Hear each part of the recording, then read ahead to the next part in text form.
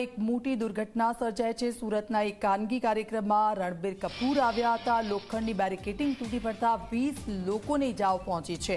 Ranbir Kapoor performance કર્યા વિના જ ત્યાંથી રવાના થઈ ગયા છે। રણબીરની પ્રેસ કોન્ફરન્સ પણ રદ કરવામાં આવી છે।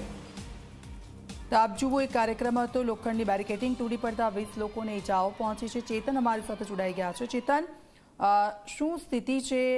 કયો કાર્યક્રમ હતો અને કઈ રીતે આ ઘટના ઘટી?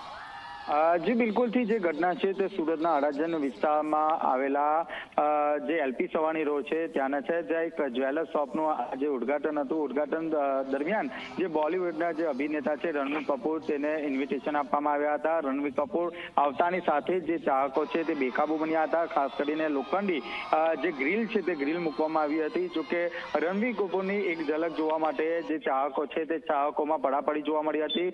જે બેરિકેડ હતા તે બેરિકેડ પડી ગયા હતા, જેને કારણે નાના બાળકો અને જે મહિલાઓ છે, અંદાજિત 20 થી 25 જેટલા જે લોકો છે તે લોકો દબાઈ ગયા હતા। લોકોમાં ભાગદોડનો માહોલ છવાઈ ગયો હતો। 50 થી વધુ પોલીસ કર્મચારી હાજર હતા, ઉપરાંત ખાનગી સિક્યુરિટી હાજર હતા। તેમ છતાં જે ભીડ હતી, ભીડને કાબુ મેળવવામાં ક્યાંક નિષ્ફળતા સાબિત થઈ હતી। જે રીતે લોકો દબાયા હતા, ત્યારબાદ કેટલાક લોકોને હોસ્પિટલ ખાતે પણ લઈ જવામાં આવ્યા હતા।